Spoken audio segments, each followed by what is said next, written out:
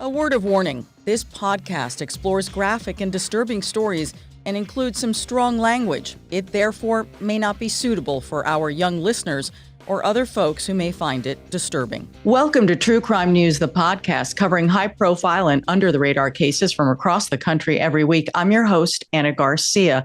Our case today, if you're going to stage a crime scene using the victim's phone, it's probably best to make sure that you have not accidentally turned on the audio recording feature on that phone. Investigators in Florida say they believe that's exactly what happened in the murder of a sheriff's deputy while she was home and off duty. Police have charged her husband, a former deputy himself, with her murder. We're recording this on Friday, September 12th of 2025. Our guest today is Dr. Judy Ho, a clinical and forensic neuropsychologist and author, prolific author, a professor, and a dear friend of the show. Judy, welcome back. Thank you so much, Anna, and always great to be with you.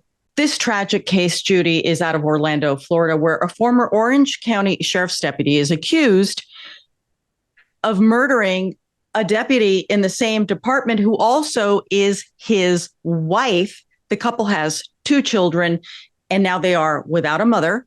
She's dead, and the father is behind bars, charged with killing the mother. I mean, we see this tragedy over and over again. I know it's terrible, but we know that oftentimes the perpetrator is often the intimate partner of the victim. That's just unfortunately something that tends to occur, and that's why they're always a person of interest whenever somebody goes missing, when someone ends up dead. It's like, okay, let's talk to the spouse, let's talk to the romantic partner. But yeah, it's just unbelievable and so sad. It is. And here you have a former investigator, a sheriff's deputy, accused of this murder against another in the department. The department is shattered, basically having lost 2 people. And the children have been, in essence, abandoned here. But for me, there is a level of sloppiness here that the authorities say is how they figured out what was really going on. They claim that the husband, again, a former deputy, managed to come up with a sloppy alibi. He is accused of pretending to be his wife and sending text messages to make it seem like, this was all her idea. Mm-hmm. And that's the part when I see a professional be so sloppy, I wonder if something happened and this was like a panic decision. Again, innocent until proven guilty. But, you expect more from a law enforcement official, right? If you're going to commit a crime. Right. I mean, you would think with all of his years of experience, he would know the kinds of things that seem to not add up in other cases and to maybe avoid those pitfalls. So you're right. And I think that there is a very good chance that this was not this very well thought out plan, perhaps for days, weeks, and months. This may have been something that happened more quickly. And then he's just, again, when you're trying to make decisions, really, really high order decisions when you're in a panic, that's not really going to work. You're not able to recruit those higher order levels of your brain to make those more fine decisions, even if you have that knowledge base in your back pocket. The murder victim here is 39-year-old Ellie Shea, and Ellie's husband, 50-year-old Anthony Shea, is charged with the murder and staging the crime scene. He has been denied bail, which honestly feels pretty appropriate in this case. And to complicate matters, he was allegedly involved with a sexual relationship at work. He was allegedly caught having sex at work. Remember, the 2 of them working at the same department, and that he was reprimanded, was under an internal investigation. And he made the decision that he would, quote, retire before the department could make its decision. And the department has said he likely would have lost his job. So this is kind of what is predating this murder. And I have to wonder here, Judy, you take a wrecking ball to your life, like it appears that Anthony Shea has, and he hasn't denied the affair. You take a wrecking ball to your life, to your job, and to your marriage, and then your solution to the mess that you have created, police say, is to then murder your wife because she doesn't want to have anything to do with you anymore? I know it sounds ridiculous, but Anna, I know that you've covered cases like this. I think I've been present a couple of times when you've covered cases like this. And it's like, why do people always go to that as the solution? Like, get a divorce, like beg for mercy with your work. Like, is there anything that I can do? Let me try to make amends for what I've done. Okay, well, you know what? This is the consequence of what I've done. I'm just going to have to look for a job elsewhere. Why are none of those the options that this person would think of? But again, he's not the first and he's not going to be the last. And that's what's really tragic. Judy, what would be the psychology of a person who appears to be imploding? Life is imploding. He has, he's been, obviously, he is the subject of ridicule at work. He's lost his job. Mm-hmm. His wife works with these people. She's under a great deal of pressure. She doesn't want to be with him anymore. So his whole life is coming down. Again, it's all his fault. But what goes in a person's head when the next move is almost more destructive than the previous decisions? Well, I think this happens when somebody has nothing to lose. And it might feel that way for this person. I think that he may have felt like, well, my life is going down the drain. And if I continue to do things the proper way, it'll just keep going down the drain. There's really nothing to lose by me taking this other radical action. Sad, because the radical action we're talking about is killing a person. I mean, literally ending a human life. But when people have nothing to lose, they will make decisions like this because, again, they're so desperate that they're not thinking with their right mind. They're not thinking 10 steps ahead. They're not thinking, well, let's see, what if I get caught? What if I get prosecuted? What if I have to spend the rest of my life behind bars? They're just thinking, what could stop this implosion? And it's obviously fantasy thinking. It's obviously not rooted in reality, but people do this when they're completely desperate and there's nothing to lose. Wow. Well, desperation indeed. And the absolute worst decision that he could have made. So a little background on this relationship. Anthony joined the Orange County Sheriff's Department in 2006, and Ellie joined the department in 2011.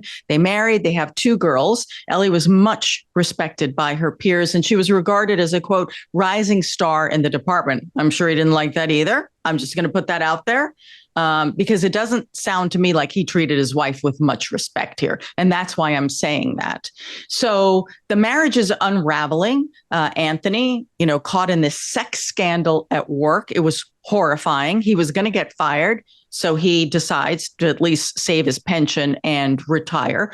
And Anthony admitted to this. He said, quote, this is what he told detectives when they found Ellie dead in their home, in their bedroom. He said, quote, I cheated on her. There's an investigation. I quit because it was too embarrassing. Okay, yeah, it is, but it's worse. So, he retires from the sheriff's department in August of 2024. That is 2 months before the murder. I suspect that he was completely undone at this point. I think so too. Again, he's starting to lose all of the things that I believe probably were extremely tied to his identity, who he was, like you said, his reputation, being ridiculed, losing his social circle. So I think at this point, it's like, well, what else is there left for me? I mean, basically his whole life had been stripped away. But again, as a result of his own decision making. So no responsibility. And that obviously, not everybody would do this, right? Under these circumstances, it would be very sad and horrible that somebody's going through this. But of course, not everyone will resort to these types of tactics. That takes a very specific kind of person to do that. There's probably some presence of antisocial traits present. It's possible that just never really was uncovered throughout this time. And an extreme stressor brought this out. And this was clearly an extreme stressor in his life. Yes. And those stressors, as we know, can be very dangerous, very damaging, not only to the person who's suffering, but to those around them, certainly if they're going to act out like this. Allegedly, he still is claiming his innocence. Covering true crime for a living means that I've heard it all. Stories of break-ins happening in the middle of the night, burglaries while people are at work, even cases where the victims were home when it happened.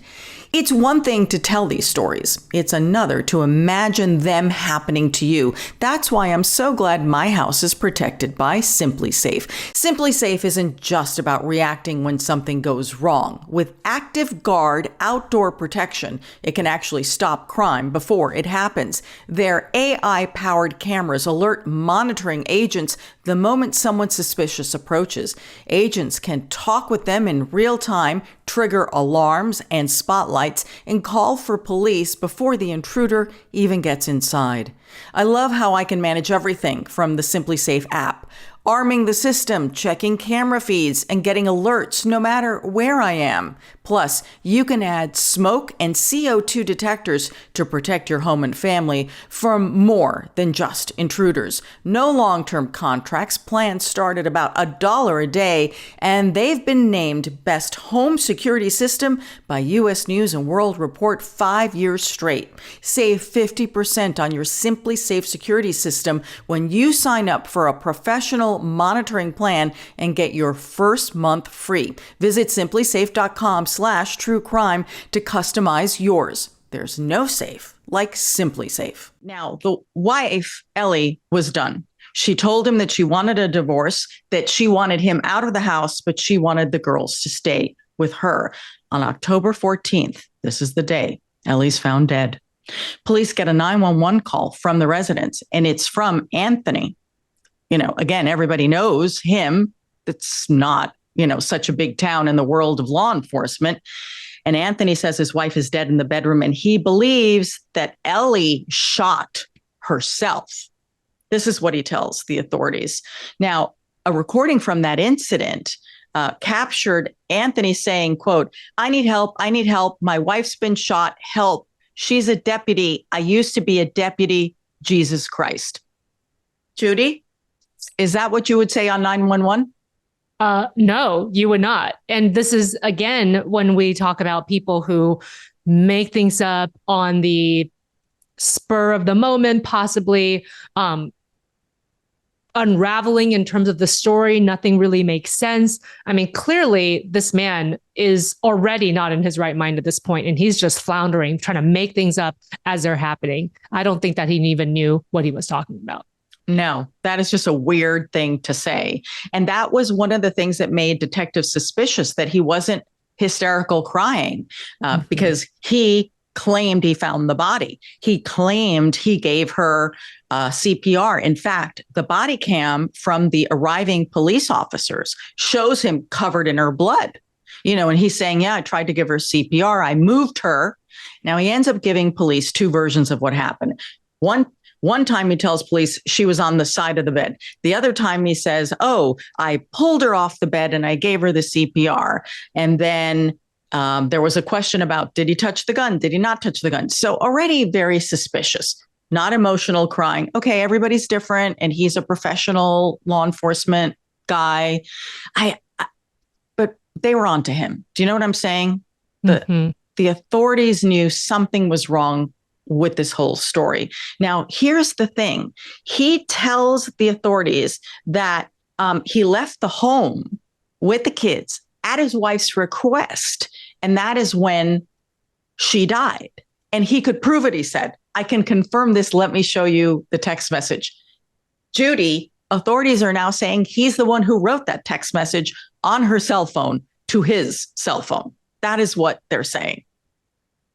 Yeah. And I know you're going to get into the whole sequence of events and the fact that clearly him allegedly doing this is actually what led to this whole case cracking open and his downfall. But yeah, this makes sense. Again, you can see that when somebody is desperate in their mind, they're thinking, okay, this is going to be my alibi. This is she just wanted to kill herself. She's committing suicide. She's too upset. But how does that all make sense? I know that when people are grieving, they're going through trauma, they may all act in different ways. It doesn't mean that because he's not crying, it necessarily means that he's guilty. However, just putting all of the pieces together, and even in this text message, it's kind of like a ramble. When there's no other signs prior in her life that she had any kind of severe mental illness or she thought about taking her own life ever. it's very, very hard to believe, especially because it sounds like some of these police officers may even know her, right? Because this is her county. This is where she works. And they're like, no, man, this is not the Ellie that we know. Right. And who just, lost his job and his career over very bad choices and decisions. So This is the text message that he shows to the officers, to confirm that she told him to leave. And that's when she died. So the message says, okay, Tony, I can't do this anymore. Please understand, it's too much what you did to me. I can't anymore. Take the girls for a drive. Give me space, please. So his whole version of events is she said, take the girls out, but he takes them to Publix. He takes them to a supermarket. For those of you who don't live in a place where there's a public supermarket, I don't know. Judy and I, we're both parents. If I had to take my child somewhere, and two of them, I just don't think I'd say, hey, kids, let's go to the supermarket. You take them to the park. You know, when things are falling apart and you want to protect the children, you take them to the park. But at Publix, there is video surveillance, from the security cameras at the store, verifying he was at Publix with the girls. And then police say, while he's at Publix, he sends a calendar invite to his wife, Ellie, for marriage counseling. Once again, showing he's working on the marriage. He's working on his narrative, and police aren't buying it. Yeah. Again, this narrative is just interesting. It's sort of like painting himself as the unwitting victim in a way. Like, look, I'm trying to work on my marriage. I was trying to be a better person, and my wife was just done with me. She was done with me and she got desperate. That I think is a very interesting narrative. It's also an interesting narrative that even in that text message, he still tied it back to himself. I mean, that's kind of funny, right? I don't know if that was subconscious or conscious that, oh, I think my wife is going to kill herself because of me and my conduct or like what I'm doing to her, et cetera. So he still entangled himself into that narrative. I mean, he didn't have to do that, right? If he's making up a narrative, he might as well say, I'm just not happy with my life. I love you, nothing to do with you, but I'm goodbye now. I mean, it was not that narrative. That text message was basically still squarely blaming him in a way. Like, I can't take what you're doing to me anymore. So it's an interesting fake narrative that he put together because he's still at the center of it. Yeah, and there are more. I mean, the phones, the data retrieved from both cell phones would tell a story and provide authorities with a timeline, they say. Now, a lot of this information came out recently at a bail hearing. That's why it's so interesting. This happened about a year ago. However, this information, these details are coming out because in the bail hearing, there was testimony on behalf of investigators and the prosecutor to convince the judge to say, yeah, you're not letting him out. And he was denied bail, but this is where this information is coming from. So testimony during this bail hearing shows that Anthony told police that on the night before Ellie's death, this is what he says, they went to church, they had an argument until 3 a.m., and then they had sex and fell asleep. The next morning, Ellie calls in sick, which she did. And Anthony says, then that gets us back to the whole, I need my space, take the girls to the supermarket, which that part doesn't add up. Now, the search of Ellie's phone is going to indicate something very important. Remember his version? He says, oh, we had sex and fell asleep. On her phone, and I don't believe this was him searching it, it appears that she searched, quote, I am a cop and my husband sexually assaulted me. So what prosecutors are saying, Judy, is that what may have happened is if he indeed sexually assaulted his wife and she was either one going to report him or use it as part of the divorce, prosecutors are alleging that the motive for the murder was that would be the complete unraveling of his life if that information came out. Do you think that could have been the motivating factor here? It's possible that was the thing that tipped everything over, but I still feel like there was probably a buildup already, even leading up to that, But if this is true, that he had actually raped his wife, that actually lends more credence to the fact that perhaps he is somebody who has some really sick tendencies. Perhaps he had some antisocial personality traits that were not uncovered before. We also don't know if that's the first time that he's sexually aggressed upon his wife. And I just think that could be part of the motive, but I don't think it's all of it. Okay. I want to address what you just said. This is very difficult, what I'm going to repeat now from court TV, because it's very disturbing. But according to court TV's reporting, and this touches on what you just said, Judy, Ellie had shared voice memos, okay, in her own voice with a friend about a very sick instance.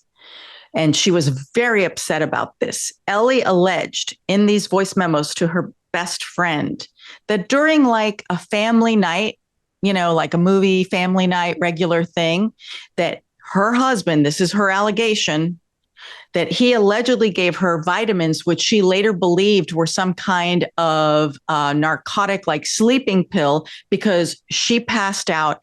And she says in her words that when she woke up, she claims that she saw Anthony pleasuring himself while the children were present. Oh my gosh. Again, this is based on the reporting of court TV. If that is true, Judy, then what you have been saying is there was more to this. Right. That is so sick. I can't even. I almost didn't want to share it with everyone because I was so disturbed when I saw this. I thought, oh, this can't be. I can't. I'm revolted. Yeah. Yeah. But I mean, it sounds like there's been a lot of things that have been going on in this marriage and this family that haven't been discussed for a very long time. And I don't even know how Ellie put up with it. I mean, I understand that sometimes when you've invested in a person, it's like unbelievable, or you're in disbelief and you're not exactly sure what to do. But I doubt that these are isolated incidences. That's kind of what I was thinking as I was hearing this part of the coverage.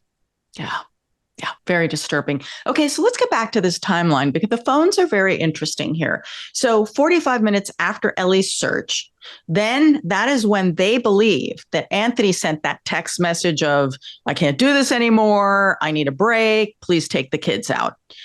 Now, they say 3 seconds. This is what police say. 3 seconds after that text message was sent, Anthony inadvertently activated the audio recorder on Ellie's phone, which then led to a 54-minute recording that was, never sent. So you know how you can do an audio message in your, in the text message. I do that all the time with my son because, you can't pick up tone in a text message. And sometimes I accidentally do it and I'm like, oh my God, I almost sent that. I hope they didn't hear whatever shenanigans I was up to. So, it does happen.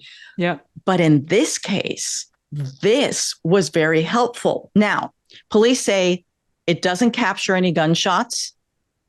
It doesn't, they're saying at least, it doesn't capture much other than it. They know that it was about a 40-minute time frame from the time he left the house, came back, and then did the, oh, how did this happen version of events. So that helps them with a timeline. It also helps capture a few other, noises and conversations. So initially, Anthony gave police permission to search, right? Because he allegedly, if this is true, and he's claiming he's innocent, that he had already come up with a perfect alibi, then he said, okay, search, until they wanted to search the phones. And then he revoked his permission to search.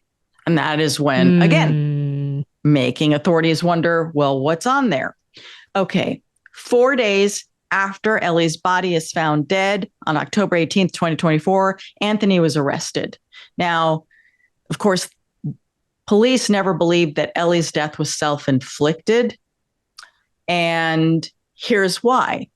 So there's another message that Ellie sent to a dear friend. And in this message, Ellie says, quote, "It is easy to kill yourself. This is a conversation that I've had with myself. It's so easy. If I were just to die, that's the easy way out. I'm not taking the easy way out. I'm going to be here for my girls, and I have to make sure that they have a good life." Investigators say they talked to 15 friends of Ellie who said she was not despondent. But Judy, I know you testify a lot in court. the fact that she even brought this up in a text message herself, if they can prove that she wrote it, does that not indicate that maybe she had considered ending her life?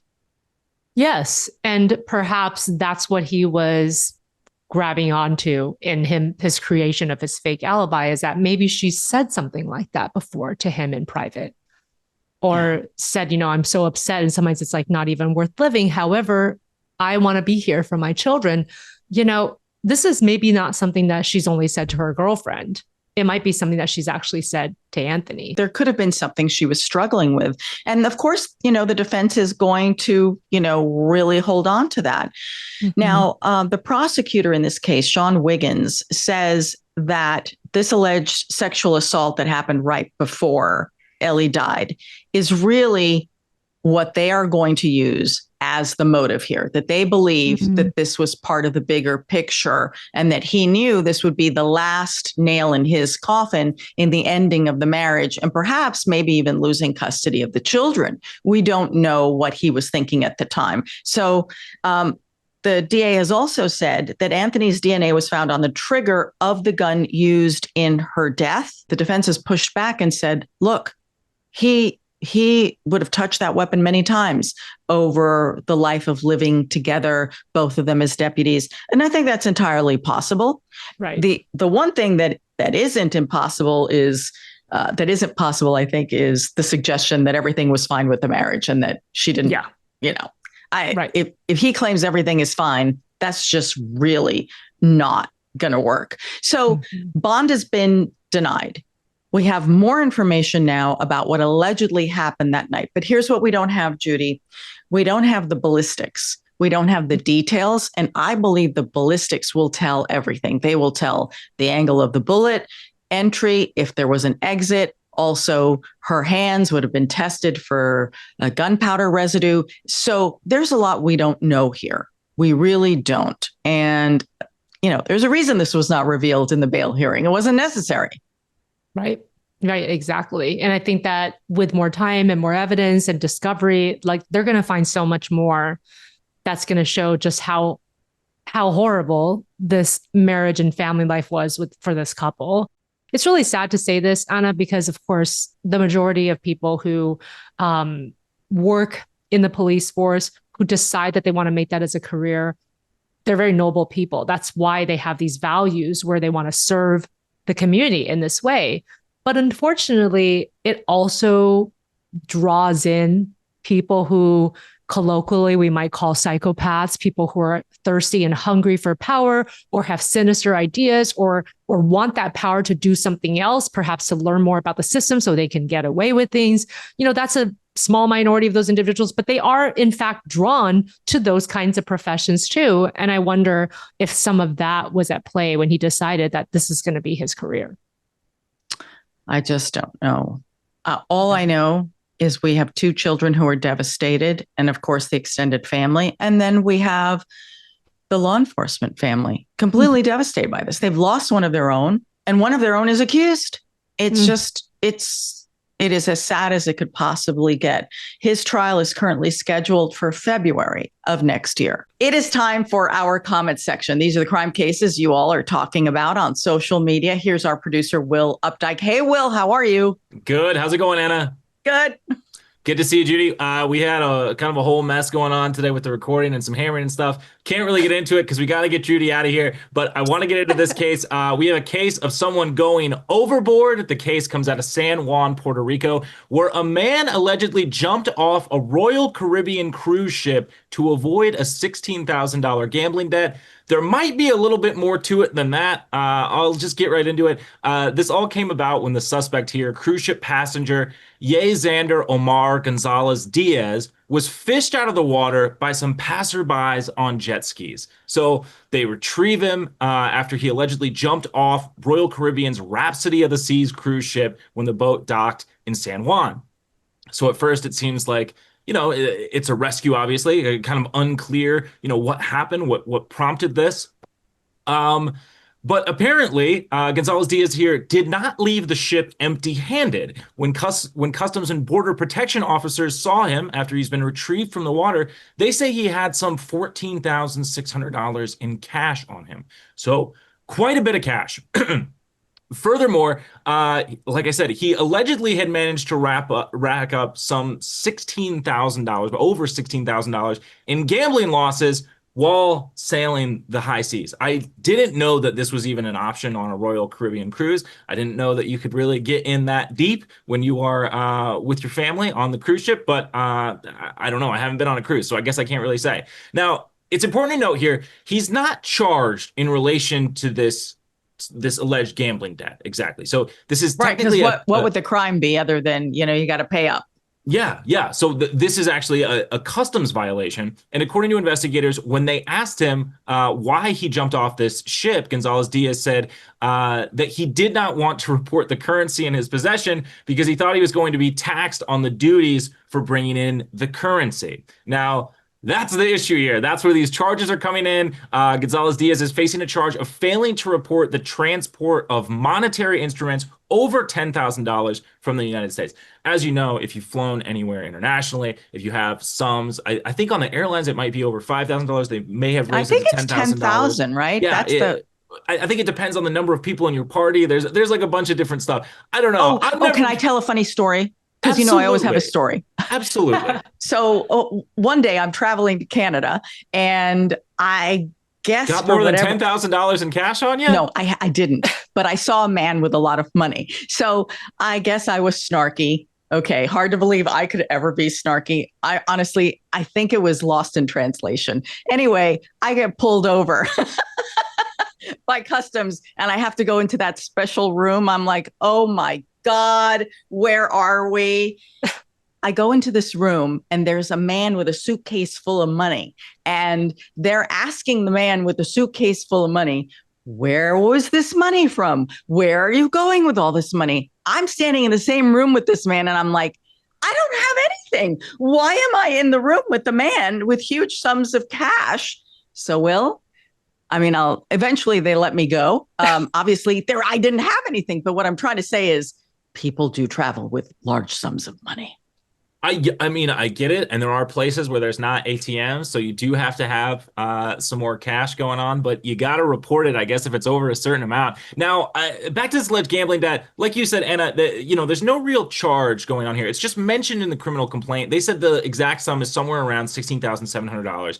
And Royal Caribbean Group has not commented on this, just saying that it's an ongoing investigation, so they're working with authorities and don't have any more information to share. Media outlets also reached out to Gonzalez Diaz's attorney for comment, but they have not received a response. But this is, it's also like unclear, like, was he here with his family? Like, was this a solo guy on a cruise ship? Like, I'm not really sure exactly how this all sort of came about. But it is an interesting story.